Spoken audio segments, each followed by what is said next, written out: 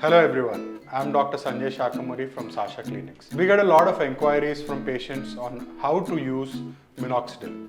So today let me demonstrate the two most easiest ways of using Minoxidil. So this is how you take the Minoxidil and you gently drop about 5 drops on the scalp and gently massage it for about 10 to 20 seconds. You don't need to vigorously massage it as the nature of the formulation gets absorbed with gentle massage for about 10 to 20 seconds.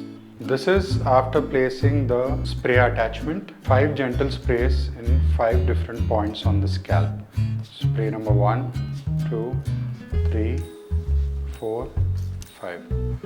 And then you gently massage it onto your scalp similarly the way when you use the dropper, just for about 20 seconds. No rigorous massage. And preferably, please do this in the night times. Please use your Minoxidil regularly to see stronger and healthier hair growth. I hope this demonstration was helpful.